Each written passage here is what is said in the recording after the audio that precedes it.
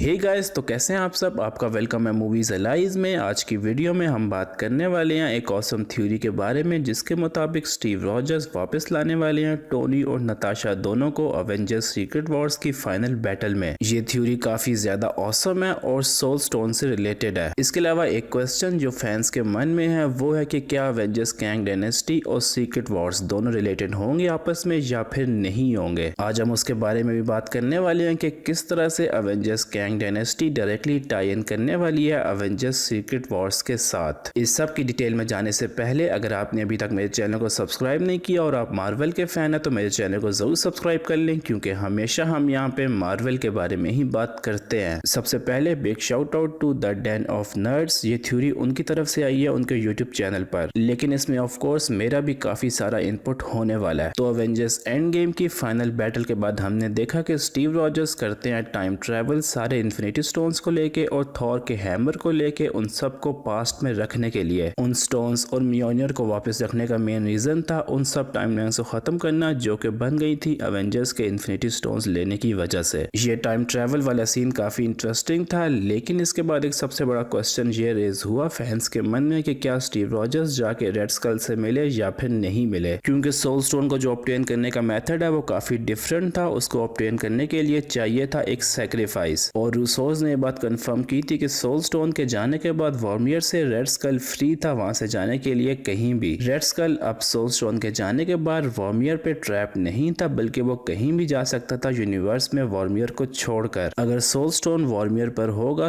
तो ही उसके लिए प्रोटेक्टर की रिक्वायरमेंट होगी, वरना नहीं होगी। अगर स्टीव रॉजर्स लेकर जाते हैं सोल स्टोन वॉर्मियर पर तो इस बात के हाई चांसेस हैं कि वहां पे रेड स्कल ना हो। ब्रूस बैनर ने इससे पहले एंशिएंट वन से बात करते हुए ये कहा था कि वो रखने वाले हैं सारे के सारे इन्फिनिटी स्टोन्स को एग्जैक्ट उसी मोमेंट पे जहां से उनको लिया गया था। इसका मतलब है कि जिस मोमेंट पे हॉकाई सोल स्टोन को लेकर फ्यूचर में गया, एग्जैक्ट उसी मोमेंट पे स्टीव रॉजर्स आ गए पास्ट में। रेड स्कल उस टाइम पीरियड में आजाद तो हो गया होगा, लेकिन वहां से भागा नहीं होगा, बल्कि अभी भी वही वॉर्मियर होगा। अब रेड स्कल सोल स्टोन के लिए गाइड नहीं रहा, बल्कि अब सोल स्टोन को अगर वॉर्मियर पर रहना है तो उसे चाहिए होगी एक न्यू गाइड। तो यहाँ पर थ्योरी के मुताबिक स्टीव रॉजर्स बन जाएंगे सोल स्टोन को रिटर्न करने के बाद सोल स्टोन के प्रोटेक्टर या फिर गाइड। यानी कि इस मोमेंट से लेके जहाँ पे गए थे स्टीव रॉजर्स पास्ट में और इस मोमेंट पे जहाँ पे स्टीव रॉजर्स ने रिटर्न किया एज ओल्ड मैन, इस सारे टाइम पीरियड के बीच में थे स्टीव रॉजर्स, सोल स्टोन के प्रोटेक्टर और गाइड। और इस टाइम पीरियड के दौरान वो एक्सेस कर सकते हैं आसानी से सोल वर्ल्ड को। सोल वर्ल्ड जैसा कि हम ये बात जानते हैं कि एग्जिस्ट करती है, उसमें सोल ट्रैप भी होती है जिनको सेक्रीफाइस किया जाता है उसके लिए। इवन थैनोस ने भी स्नैप करने के बाद ट्रेवल किया था सोल वर्ल्ड में और वहां पे ऑलरेडी गमोरा थी, क्योंकि गमोरा को सैक्रिफाइस किया गया था सोल स्टोन लेने के लिए। इसी तरह टोनी का भी एक रिलेटेड सीन है अपनी डॉटर मॉर्गन के साथ, जहाँ पे मॉर्गन ग्रोन अप होती है। तो एमसीयू में ये बात तो अब तक एस्टेब्लिश्ड है कि सोल वर्ल्ड एग्जिस्ट करती है और वहां पे लोग भी आ जा सकते हैं। जो पर्सन स्नैप करता है और जिसको सैक्रिफाइस किया जाता है सोल स्टोन लेने के लिए, वो ऑलरेडी होते हैं सोल वर्ल्ड में। और टाइम की भी कोई स्पेसिफिक डायरेक्शन नहीं है सोल वर्ल्ड में। कोई पर्सन वहां पे ओल्ड भी हो सकता है और यंग भी हो सकता है, जैसे कि टोनी की daughter Morgan even though child है, लेकिन उसको हमें दिखाया गया था ग्रोन अप डिलीटेड सीन में। और जो थैनोस की डॉटर है गमोरा, उसको हमें दिखाया गया था एज अ चाइल्ड, लेकिन वो रियल लाइफ में ग्रोन अप है। तो थ्योरी के मुताबिक स्टीव रॉजर्स ने अपनी मेजर लाइफ स्पेंड की सोल स्टोन के अंदर अपनी वाइफ पेगी के साथ, और पेगी का जो ये वाला सीन था स्टीव रॉजर्स के साथ डांस करने वाला, ये एक्चुअल में था सोल रियल में। इसके बाद जो स्टीव रॉजर्स का रिटर्न है वो थ्योरी के मुताबिक डायरेक्टली होने वाला है अवेंजर्स सीक्रेट वॉर्स में बैटल वर्ल्ड पर। सीक्रेट वॉर कॉमिक्स में बैटल वर्ल्ड का काफी बड़ा रोल था, यहीं पर सारी वॉर्स टेक प्लेस हुई थी मल्टीवर्स के डिस्ट्रॉय होने के बाद। बैटल वर्ल्ड एक ऐसी दुनिया थी जो कि बनाई गई थी रियलिटीज के डिस्ट्रॉय होने के बाद मल्टीवर्स के कोलैप्स पर। इनकर्जन्स जो कि हमने देखी थी मल्टीवर्स ऑफ मैडनेस में, उसी वजह से डिस्ट्रॉय हुई थी मल्टीवर्स कॉमिक्स में भी। इसको कॉमिक्स में क्रिएट किया था डॉक्टर डूम ने बियॉन्डर्स की पावर को स्टील करके। डॉक्टर डूम ने इसको रूल किया था कॉमिक्स में पूरे 8 साल के लिए। तो इस बात के काफी ज्यादा हाई चांसेस हैं कि एवेंजर्स सीक्रेट वॉर्स के जो मोस्टली इवेंट्स हैं वो होने वाले हैं बैटल वर्ल्ड में ही, और बैटल वर्ल्ड एक्चुअल में फॉर्म होगी अवेंजर्स कैंग डायनेस्टी की वजह से। दोनों मूवीज आपस में परफेक्टली कनेक्टेड होने वाली हैं, अवेंजर्स इन्फिनिटी वॉर और अवेंजर्स एंड गेम की तरह। अवेंजर्स कैंग डायनेस्टी के बाद अवेंजर्स इवन दो कैंग को हरा देंगे या फिर मार देंगे, लेकिन मल्टीपल इनकर्जन की वजह से पूरी मल्टीवर्स डिस्ट्रॉय हो जाएगी और अवेंजर्स इवेंचुअली हार जाएंगे। ऐसा ही हुआ था अवेंजर्स इन्फिनिटी वॉर की एंडिंग में भी।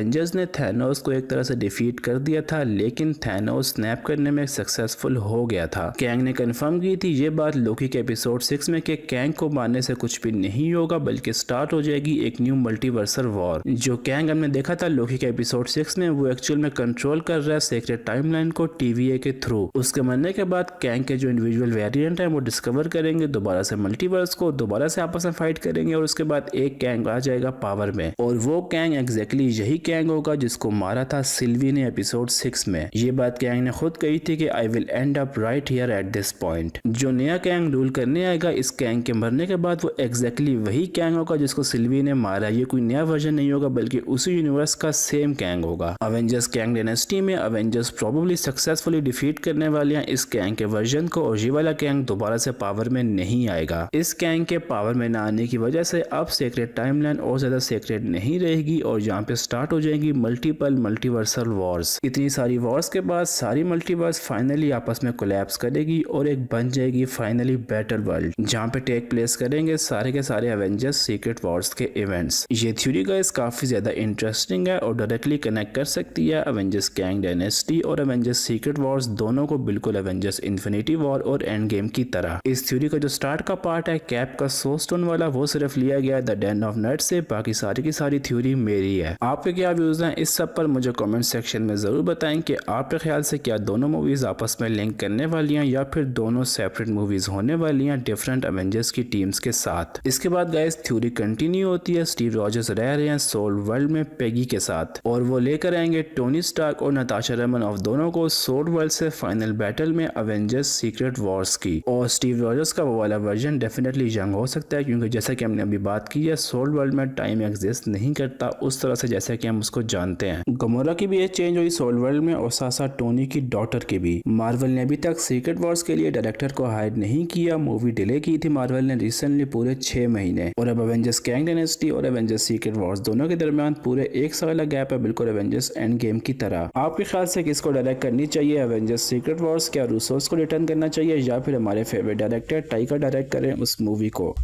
आज के लिए इस वीडियो में इतना ही। अब मैं आपको बता देता हूँ उस क्वेश्चन का आंसर जो कि मैंने पूछा था अपनी लास्ट वीडियो में। क्वेश्चन था कि MCU में हमने पहली बार थॉर के बाद किसको थॉर का हैमर उठाते हुए देखा था? उसका आंसर है ऑडिन। अब जो अगला क्वेश्चन है वो ये है कि कैप्टन मार्वल को उसकी पावर्स कौन सी इन्फिनिटी स्टोन से मिली थी? और बिग शाउट आउट इन सब लोगों के लिए क्वेश्चन का आंसर सही बताने के लिए पिछली वीडियो में। तो आज के लिए इस वीडियो में इतना ही। होपफुली आपको ये वीडियो पसंद आई होगी। मिलते हैं आपसे अगली वीडियो में। Till then be happy and piece.